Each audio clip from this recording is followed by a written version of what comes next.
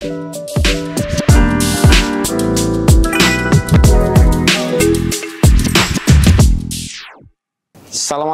warahmatullahi wabarakatuh.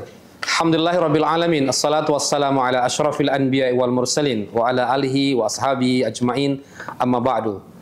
Apa kabar semua sahabat IKI Jakarta? Apa kabar sahabat zakat dan wakaf? Senang sekali jumpa dengan sahabat sekalian di acara Bincang-Bincang Syariah IKI Jakarta episode ketiga. Spesial di hari ini kita kedatangan bintang tamu yang luar biasa, seorang eksekutif direktur sekolah relawan, yaitu Bu Rani. Assalamualaikum Bu Rani Alfiani, namanya keren abis luar biasa.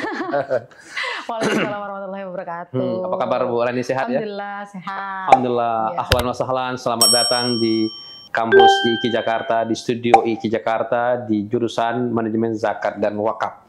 Alhamdulillah. Apa perasaannya nih hari ini bisa hadir di tempat ini nih? Senang banget. Keren banget ini studionya saya. Wah, alhamdulillah. Kita juga terima kasih Mbak Rani sudah datang ke IKI Jakarta. Nah Mbak Rani, ini kan luar biasa perkembangan dinamika ekonomi dan kemudian kemanusiaan yang kemudian melahirkan sekolah relawan, dan Mbak Rani spesial luar biasa mendapatkan amanah yang spesial menjadi eksekutif direktur. Betul. Nah kalau boleh tahu nih Mbak Rani ini, boleh nggak cerita sih awal mula terbentuknya sekolah relawan ini kalau boleh tahu? Siap. Jadi sekolah relawan itu lembaga sosial kemanusiaan yang awal mula dibentuknya itu kita tahun 2013. Oh, 2013. Betul. 2013 kita mulai dibentuk. Asas dasarnya karena apa sih? Karena sebenarnya karena kegundahan dan kerisauannya founder kita Mas Bayu Gautama. Beliau adalah praktisi kemanusiaan yang memang selalu terjun ke kebencanaan. 30 tahun lebih sudah beliau di kebencanaan. Saat satu kali itu tahun 2004 ada tsunami Aceh ya waktu itu, kita melihat, maksudnya Mas Gau itu melihat banyak banget masyarakat yang memang turun ke lokasi bencana, tapi ketika mereka mau bantu, mereka nggak tahu dasar ilmunya seperti apa sih gitu. Kan bisa aja, misalkan ketika melihat mayat ternyata langsung pingsan gitu kan. Terus lagi ketika mau gotong atau mengevakuasi satu korban, mereka juga bingung cara mengevakuasinya seperti apa. Berarti kan sebenarnya dari situ kita melihat bahwa semangatnya udah bagus, semangatnya udah banyak gitu ya di Indonesia ini, karena memang asas tolong menolong tadi itu ya. Dan tapi tidak dibarengi dengan pengetahuan yang memang mumpuni gitu untuk bisa menolong seseorang. Kan kita harus tahu dulu bagaimana caranya gitu. Itu artinya semangat saya tidak cukup, tapi juga butuh ilmunya. Betul. Nah kita di situ bilang jadi relawan itu nggak cukup hanya buat modal semangat ya gitu. Harus punya ilmunya juga gitu. Jadi kalau mau berdampak untuk masyarakat ya harus punya ilmunya nih, masuk ke masyarakat itu seperti apa gitu. Berarti kalau boleh saya katakan bahwa sekolah relawan ini hadir sebagai misinya adalah untuk kemanusiaan. Betul, kita menjawab sebenarnya bahwa setiap relawan yang turun ke masyarakat itu mereka harus punya pengetahuan yang lebih gitu. Tidak cukup hanya semangat saja. Betul, nggak hanya cukup semangat aja, karena kan permasalahan di masyarakat itu kompleks ya. Kalau relawannya nggak punya pengetahuan yang lebih, ya gimana mereka mau kasih solusi itulah. Artinya semangat gironya ayo, tapi kemudian nggak punya ilmunya, repot juga. Betul. Itu maksudnya. Kan relawan hadir sebenarnya pengen menjawab permasalahan-permasalahan yang ada di masyarakat. Tapi ketika relawannya ilmunya belum banyak, gimana mau menjawab permasalahan itu, ya kan? Berarti salah satu misinya adalah misi kemanusiaan kira-kira. Iya, betul. Selain itu ada misi-misi lain nggak kira-kira Mbak? Sebenarnya pertama kita ingin mengedukasi relawan supaya memberikan dampak untuk masyarakat itu lebih baik lah sebenarnya kayak gitu. Yang kedua, kita ingin menggaungkan bahwa setiap orang itu mereka punya sisi kemanusiaan, dan itu sangat amat berarti untuk orang yang memang membutuhkan gitu sih sebenarnya. Itu kenapa akhirnya sekolah relawan hadir. Kita menyediakan kelas-kelas gitu ya untuk edukasi ke relawan, dan juga kita menyediakan wadah aktualisasi kerelawanannya mereka dalam bentuk program sosialnya kita gitu. Tapi menarik juga loh Mbak Rani, namanya sekolah ya kira-kira gitu. Betul. Berarti orang suruh sekolah atau belajar atau gimana nih kira-kira ini Mbak? Betul, sesuai namanya. Kita namanya sekolah, yaitulah tempat menimba ilmu. Sebenarnya menimba ilmu untuk mengaktualisasikan kegiatan kerelawanan gitu ya. Jadi kan yang tadi bilang, kita punya pelatihan-pelatihan yang memang dikhususkan untuk relawan nih. Kan kalau mau jadi relawan bencana harus ada ikut pelatihannya dulu, ada sekolahnya dulu. Berarti gitu. ada tempat belajarnya? Ada. Jadi ada sekolahnya dulu, ada pelatihannya dulu. Pelatihannya di mana? Pelatihannya di gunung biasanya kayak gitu. Di gunung ya? 3 hari 2 malam biasanya kayak gitu. Nah, terus ada pelatihan untuk fasilitator yang ingin diterjunkan ke masyarakat, biasanya fasilitator community development. Nah, kita juga ada pelatihannya gitu. Di mana tempatnya? Di desa-desa yang akan didampingi kayak gitu. Terus ada lagi pelatihan untuk relawan-relawan yang memang mau mulai gitu ya. Nah, itu ada orientasi relawan, banyak lah sebenarnya. Jadi namanya sekolah karena kita punya pelatihan-pelatihan yang memang dikhususkan untuk relawan-relawan itu. Nah, kalau boleh tahu saya ini aktivitasnya ini apa para sekolah relawan ini dalam kondisi misalnya baik itu kondisi biasa maupun kondisi darurat? Iya, kalau untuk kegiatan sehari-hari memang kita ada kelas-kelas yang tadi saya bilang, pelatihan-pelatihan tadi. Tapi terlepas dari itu kita juga ada aktivitas kegiatan sosialnya yang saya bilang tadi juga gitu. Jadi ada kegiatan berbaginya gitu ya, relawan dilibatkan untuk berbagi pangan misalkan, terus memberikan beasiswa untuk anak yatim duafa gitu ya, atau memberikan pendampingan untuk keluarga prasejahtera gitu. Nah, kayak gitu sih sebenarnya. Itu activity yang kita lakukan di reguler ya gitu. Reguler ya. Tapi kalau saat bencana otomatis ya kita akan terjun di bencana. Biasanya dari fase emergency evakuasi sampai dengan fase recovery nanti gitu. Nah, ini bagaimana respon masyarakat? Ini kan orang kucuk-kucuk kok ada sekolah relawan kira-kira gitu ya. Apa positif atau negatif tanggapan masyarakat? Alhamdulillah sampai dengan hari ini selalu positif sih tanggapan dari masyarakat. Cuman ya memang kadang-kadang sebenarnya ekspektasinya masyarakat itu kan selalu tinggi ya. Relawan tuh dikategorikan sebagai mungkin superhero kah gitu, yang bisa melakukan apapun. Tapi sebenarnya pada kenyataannya kan relawan juga manusia gitu. Kadang-kadang ada rasa capek segala macam. Nah, itu adalah ajang kita mengedukasi masyarakat. Relawan itu bukan superhero loh yang kekuatannya sangat kuat terus bisa menyelesaikan apapun. Kita sebenarnya kan punya batasan-batasan juga kayak gitu. Wah, keren. Para pendengar, para penonton acara Bincang-Bincang Syariah, jangan lupa kalau bingung mau kuliah di mana, kuliahnya di jurusan manajemen zakat wakaf. Setuju ya? Kita lanjut ya sahabat sekalian. Penasaran kan bagaimana bincang-bincang kita di hari ini? Nah, Mbak, ini semakin menarik nih Mbak. Dalam aksi rescue bencana ini apa saja kira-kira tantangan yang baik itu logistik atau manajerial? Ya tentu tidak gampang kira-kira. Ini kita berhadapan dengan bencana kira-kira. Iya, betul-betul. Kalau misalkan ada kondisi bencana gitu, tantangan paling besar di kita adalah sebenarnya menghadapi masyarakat itu sendiri sih. Kadang-kadang kan kalau misalkan ada bencana, masyarakat tuh kayak trust issue ya gitu. Kayak mereka bingung, ini benar nggak sih gitu. Kalau saya ikut ke sini benar nggak sih? Saya ikut ke situ benar nggak sih? Nah, sebenarnya tugasnya relawan kan kita mengkonfirmasi informasi paling valid itu dari pemerintah seperti apa, dan itu diturunkan kepada masyarakat. Kadang-kadang kayak waktu dulu itu di Palu gitu beberapa kali ada isu akan ada tsunami susulan, padahal kan itu nggak terjadi, dan itu informasinya nggak valid dari pemerintah. Nah, gimana relawan ini jadi jembatan untuk memberikan edukasi ke masyarakat kalau hal ini nggak bener nih gitu, dan tenang aja gitu. Nah, sebenarnya ada kondisi-kondisi yang kayak gitu. Itu pengkondisian masyarakat lah ya yang agak sulit itu sebenarnya.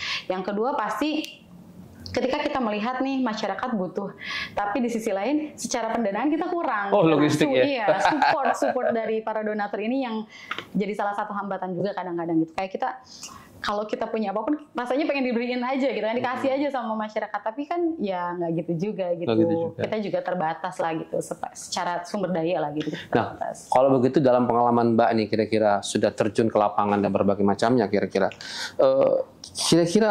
penting nggak sih kira-kira kolaborasi misalnya antara lembaga dalam kegiatan bencana ini? Penting banget sih sebenarnya kolaborasi ya. Kan sebenarnya kunci dari kita menyelesaikan permasalahan itu adalah kita kolaborasi multi pihak. apapun itu, dengan pemerintah, dengan NGO serupa mungkin, dengan perusahaan gitu ya, terus lagi pendidikan mungkin ya, instansi-instansi pendidikan itu penting banget sih sebenarnya. Termasuk dengan IIKI Jakarta. Betul, makanya kita kerjasama hari ini kan. Iya, kerjasama dengan jurusan manajemen zakat wakaf IIKI Siap, Jakarta. betul. Iya, itu penting banget sih. Wah, luar biasa. Mudah-mudahan kerjasama yang baik ini kira-kira. Nah, Mbak, apakah Sekolah Relawan ini pernah bekerja sama juga dengan lembaga-lembaga zakat atau wakaf atau lembaga filantropi lainnya misalnya? Bagaimana bentuk kerjasamanya kira-kira? Iya. Kalau untuk kerjasama ya itu kita juga punya kerjasama. Kalau untuk zakat kita kerjasama sama rumah zakat gitu ya. Terus kita kerjasama juga sama Basnas tentunya gitu. Kalau untuk wakaf juga sama, kita memang sedang melakukan pendaftaran di BWI gitu ya. Dan lembaga-lembaga filantropi lainnya juga pasti kita bekerja sama. Karena memang kita ada forum rutin kan sebenarnya untuk kita ketemu gitu, melihat apa sih permasalahan di masyarakat ini yang sekarang lagi rame banget gitu, dan bagaimana sih lembaga kemanusiaan bisa ambil peran untuk bisa menyelesaikan permasalahan yang ada di masyarakat kayak gitu dengan kebijakan-kebijakan yang pemerintah sudah buat kayak gitu. Jadi kalau ditanya Sekolah Relawan apakah kita kolaborasi sama berbagai pihak, ya kolaborasi gitu, karena itu penting banget sih. Kalau sekarang kan kalau nggak kolaborasi katanya mati gitu ya. Wah, keren. Artinya memang kolaborasi itu memang zaman sekarang nggak bisa sendiri-sendiri kita kerjakan. Yes, betul, nggak bisa. Nah, menurut Mbak, kira-kira seberapa penting kira-kira ilmu manajemen zakat wakaf ini kira-kira dalam menggerakkan dalam mendukung gerakan kemanusiaan, terutama gerakan kemanusiaan membantu banyak orang dan berbagai macamnya ini kira-kira? Penting banget sih sebenarnya ya. Kan kalau misalkan kita ngomongin tentang wakaf deh gitu ya. Wakaf itu kan sebenarnya khidmat di mana dana itu bisa membantu umat lebih besar sebenarnya kayak gitu. Zakat pun sama. Setiap kita atau Sekolah Relawan yang diamanahi dana zakat biasanya itu pasti akan membantu dalam bentuk basic needs-nya dulu deh kayak gitu. Nah, kalau misalkan kita sebagai lembaga yang bergerak di kemanusiaan, otomatis kalau misalkan secara Islam ya itu kan adanya di ziswaf ya, zakat, wakaf, infak, sedekah gitu ya. Dan ketika kita memahami ilmu itu, kita akan tahu sebenarnya gitu bagaimana cara kita memanfaatkan sumber daya yang ada sebenarnya gitu, dari mulai pendanaan ataupun secara natura barang lah gitu ya. Dan bagaimana cara kita mengantarkan supaya ini tuh bisa benar-benar memberdayakan masyarakat yang ada gitu. Jadi kalau misalkan ditanya penting nggak sih? Penting banget lah gitu. Penting banget. Saya kebetulan alumni ekonomi syariah, jadi ngerasa ilmu yang dulu saya dapatkan di kampus itu benar-benar kepake loh gitu saat ini di dunia kerja yang saya lakukan saat ini, maksudnya di dunia kemanusiaan ini ya gitu. Itu benar-benar kepake. Bayangkan ketika saya nggak tahu ilmunya, ya mungkin akan bingung juga bekerjanya tuh seperti apa gitu. Nggak terukur. Betul. Bagaimana profesional kalau nggak tahu ilmunya kira-kira. Betul. Nah, selain ilmu manajemen zakat, artinya ini penting banget ya, terutama di IIKI Jakarta kan ada jurusan manajemen zakat wakaf. Berarti menurut Mbak Rani ini pas penting banget. Kira-kira. Pas banget. Apalagi perkembangan saat ini ya, ekonomi syariah sekarang kan semakin berkembang gitu dengan berbagai instrumennya gitu ya. Perkembangannya juga udah semakin keren banget gitu. Tuh sahabat sekalian. Pokoknya keren. Pokoknya sahabat-sahabat kuliahnya zakat wakafnya tetap di IIKI Jakarta. IIKI Jakarta. Masya Allah. Pokoknya keren luar biasa. Nah, Mbak Rani, selain ilmu manajemen zakat dan wakaf ya, seberapa penting kira-kira mahasiswa yang ingin terjun ke dunia kemanusiaan ini untuk juga memahami dasar-dasar manajemen keuangan Islam, sosial Islam ini kira-kira? Iya, penting banget sih sebenarnya ya. Kalau menurut saya, ketika seseorang paham tentang bagaimana instrumen keuangan dalam syariah itu digunakan gitu, mereka akan tahu bagaimana sih cara kita menolong umat secara umum gitu. Jadi kalau misalkan, karena kan di zakat, di wakaf itu kan sebenarnya udah kayak dikasih tahu ya, kurikulum itu kayak gimana sih kalau misalkan kita mau membantu umat gitu, caranya tuh gimana sih, instrumennya apa aja sih, terus lagi do and dance-nya tuh seperti apa. Nah, kalau misalkan mahasiswa-mahasiswa memang yang berkhidmat di ilmu tersebut, saya rasa itu udah keren banget lah pasti. Nggak hanya membantu dunia, tapi akhirat juga kan. Nah, sahabat-sahabat, bahasa di IIKI Jakarta di jurusan manajemen zakat wakaf itu tidak hanya dipelajari tentang zakat wakaf, tapi juga dipelajari tentang mikro, makro, dan Islam dan berbagai macamnya, termasuk keuangan sosial Islam ini. Jadi luar biasa, apalagi bekal Al-Quran, para hafiz Quran, pokoknya keren, top luar biasa. Nah, Mbak Rani, Mbak Rani kan melihat ya sendiri kebutuhan di lapangan kira-kira. Kalau ada institusi pendidikan ya tinggi yang membuka program studi manajemen zakat wakaf seperti di IKI ini, menurut Mbak Rani sejauh mana sih peluang alumni manajemen zakat wakaf ini bisa langsung berkontribusi ke lembaga sosial seperti sekolah relawan ini kira-kira? Sangat besar sih. Saya sebagai pemimpin tertinggi lah ya di lembaga sekolah relawan, pasti kalau misalkan mau hire, coba cari yang jurusannya ekonomi syariah gitu. Keren, Pasti udah ke situ kan. Maksudnya karena saya rasa ketika orang yang belajar tentang itu, dia akan tahu dasarnya itu seperti apa. Kita bergerak akan kayak gimana tuh udah kayak satu ritme lah ibaratin kayak gitu. Jadi dan ini saya dengar juga sih dari beberapa lembaga gitu, ketika mereka mau hire orang baru, pasti mereka coba cari anak-anak yang memang belajar zakat wakaf deh gitu, atau yang mereka lulusan ekonomi syariah deh gitu kan. Ini diam-diam bocoran kita aja nih Mbak Rani ya. Kira-kira di sekolah relawan hari ini ada nggak alumni manajemen zakat wakaf IKI Jakarta? Ada ya? Wah, itu sahabat-sahabat. Waduh, Masya Allah luar biasa. Ada loh. Ada ya Mbak ya? Ada. Tim partnership-nya kita. Sama keren ya. Tuh sahabat-sahabat kalau nggak masuk ke manajemen zakat wakaf IKI Jakarta ini, saya pikir nyesal ya. Iya. Bayangin, tidak hanya di sekolah relawan, di banyak lembaga-lembaga zakat. Banyak lembaga yang lain. Luar biasa alumni manajemen zakat wakaf IKI itu. Ada murid saya satu, namanya tuh Naura. Dia belum selesai S1-nya, itu sudah masuk ke lembaga zakat ternama. Iya, pasti. Bayangin sahabat-sahabat sekalian. Jadi ternyata ini bisik-bisik saya sama Mbak Rani ya. Ternyata ya di sekolah relawan juga ada alumni manajemen zakat wakaf. Ada. Kesannya apa Mbak? Bagus ya? Bagus sih. Keren. Anaknya progresif banget. Itu luar biasa tuh sahabat sekalian. Itu bekal Al-Quran ya, bekal semangat Pak Kaprodi zakat wakaf kita di IKI Jakarta, Pak Sapaan yang luar biasa. Jadi Masya Allah luar biasa. Nah Mbak, dari banyak misi ya, jadi yang sudah jalani pengalaman atau momen yang paling membekas bagi Mbak Rani apa sih? Saya selalu tanya sama teman-teman relawan itu, apa sih yang paling membekas? Mereka mengatakan, wah sulit diceritakan, dia bilang. Artinya long story kira-kira. Artinya bagaimana kemudian menjadi perantara antara si kaya dengan si miskin. Dan itu, wah makjub luar biasa kira-kira. Apakah hal yang serupa juga Mbak Rani rasakan? Iya, sangat dirasakan sih. Kalau misalkan ditanya kenapa sih mau jadi relawan? Kenapa ya? Bingung ya. Tapi sebenarnya kalau saya bisa menggarisbawahi ya, selama 8 tahun ini saya berkegiatan di dunia kerelawanan gitu ya, saya merasa ketika kita kan nggak punya apa-apa ya, secara finansial maksudnya kita nggak kaya-kaya banget lah ibaratin gitu. Kita cuma punya tenaga yang kita bisa berikan gitu. Tapi ternyata dari tenaga yang kita berikan ini kita bisa memberikan kebahagiaan loh gitu. Kebahagiaan kecil dan perubahan kecil itu yang mereka tunggu sebenarnya gitu.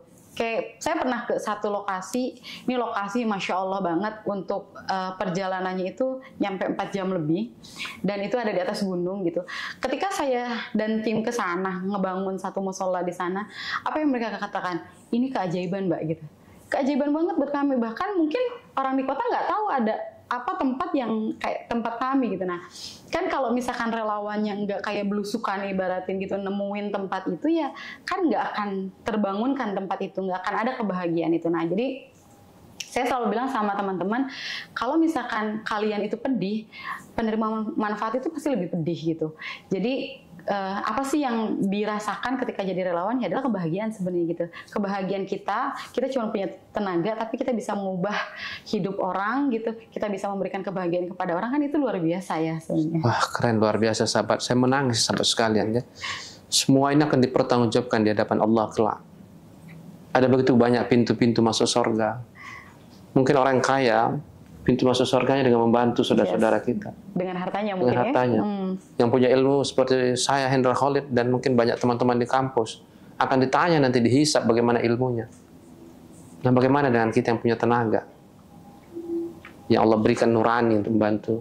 Jadi semangat terus Mbak. Jadi Masya Allah luar biasa. Kita butuh banyak seperti Mbak Rani dan banyak lagi sahabat-sahabat lain menjadi bagian terdepan. Hidup ini bukanlah persoalan panjang dan pendeknya umur kita, tapi persoalan seberapa banyak manfaat yang kita berikan. Lihatlah bagaimana Bilal bin Rabah, hanya dengan semangatnya, terompahnya sudah terdengar di surganya Allah. Masya Allah, Masya Allah, Masya Allah. Sahabat sekalian, wah luar biasa. Semangat Mbak Rani dan teman-teman. Mbak, Kalau boleh Mbak, apa pesan Mbak untuk generasi, apa yang Mbak harapkan dari generasi muda yang ingin berkecimpung di dunia sosial kemanusiaan ini, seperti Mbak Rani dan teman-teman? Ya, yang pertama pasti sebenarnya balik lagi, kuatkan niatnya sebenarnya. Balik lagi, apakah niat kita adalah untuk diri kita sendiri atau untuk orang lain gitu. Ketika apa niat kita adalah untuk diri kita sendiri, kita akan totalitas juga sama orang lain sebenarnya kayak gitu. Karena apa yang kita berikan akan berdampak kan kepada diri kita. Ketika kita mendoakan orang lain baik, itu doanya akan balik lagi sama kita. Ketika kita memberikan hal yang paling baik untuk orang lain, itu akan datang juga kebaikan lain kepada kita gitu. Jadi kalau misalkan teman-teman yang memang mau berkhidmat di dunia kemanusiaan gitu, coba perbaikin lagi niatnya gitu. Apakah niatnya itu untuk niat yang kurang baik, apakah niatnya itu memang benar-benar untuk kebaikan gitu. Jangan sampai niatnya cuma buat pamer gitu ya, atau jangan sampai niatnya itu supaya terkenal gitu. Jangan sampai kayak gitu, tapi perbaiki niatnya kita ingin membantu masyarakat yang memang kurang mampu gitu, membantu umat-umat yang memang belum tersentuh oleh kebaikan-kebaikan yang ada gitu sebenarnya. Nah, perbaiki niat, udah gitu lakuin aja apapun yang paling mudah yang bisa kita lakukan, ya lakuin gitu. Semudah nyebrangin orang, mungkin memindahkan kerikil di jalanan, kan itu hal-hal yang paling mudah ya sebenarnya yang bisa kita lakukan. Dua hal itu rasanya yang paling dasar sih sebenarnya di dunia kemanusiaan.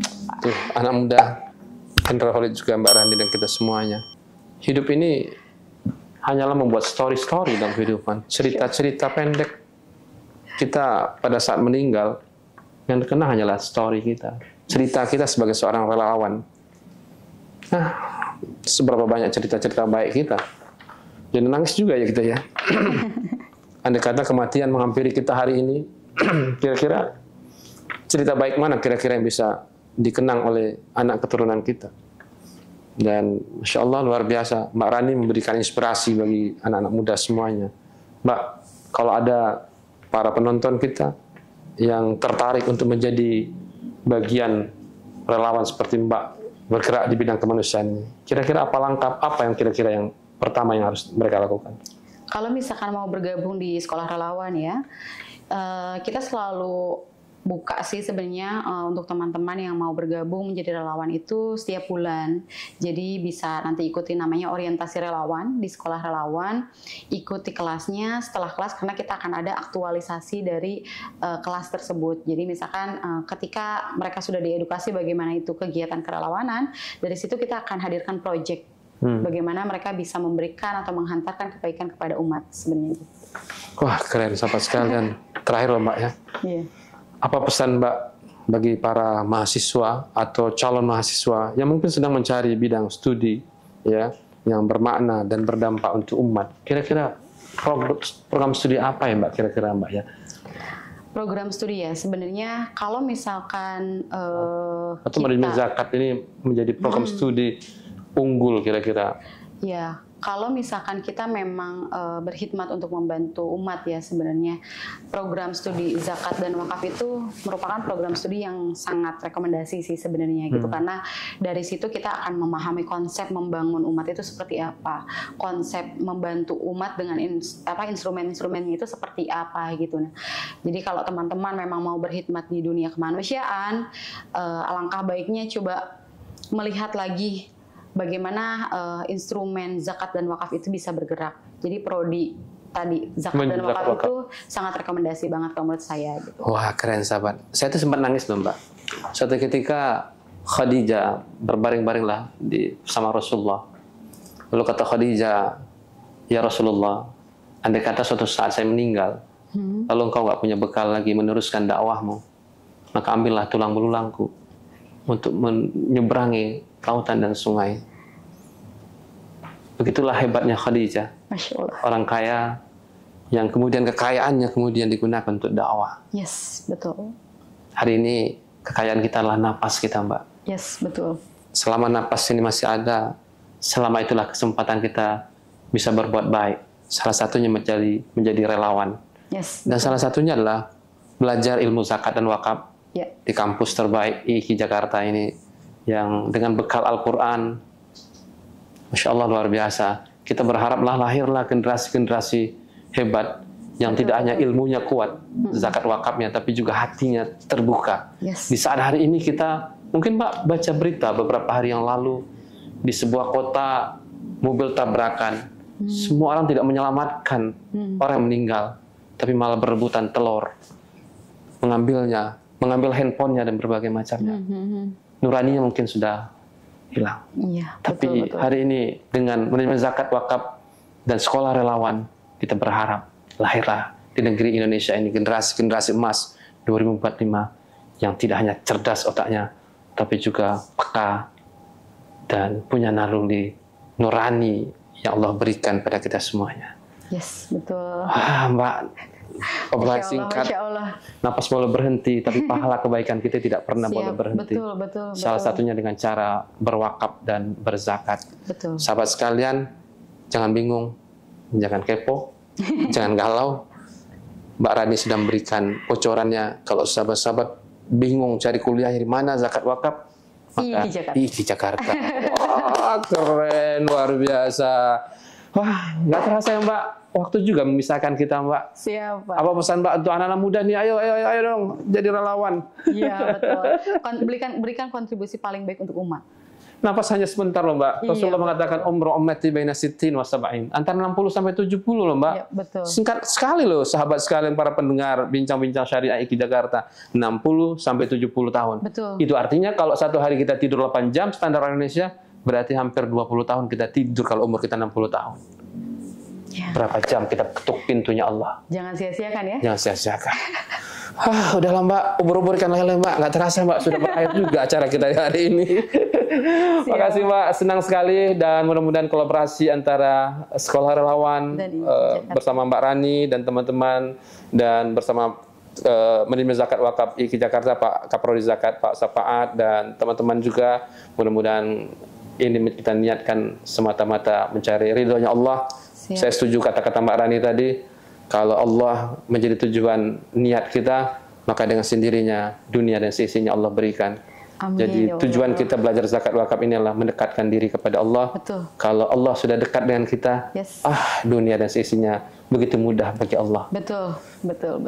Keren. Makasih Mbak. Sekali lagi makasih. Mau salam apa Mbak untuk semua orang?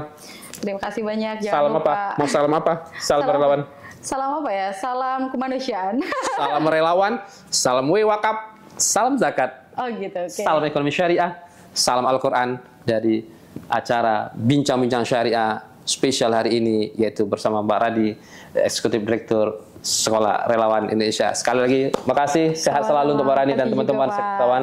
Doakan terus jurusan zakat wakaf tumbuh berkembang menjadi jurusan yang besar, yang bermanfaat untuk negeri Indonesia dan juga sekolah relawan. Barakallah. Salam hangat dari studio IKI Jakarta. Salam zakat wakaf. Assalamualaikum warahmatullahi wabarakatuh.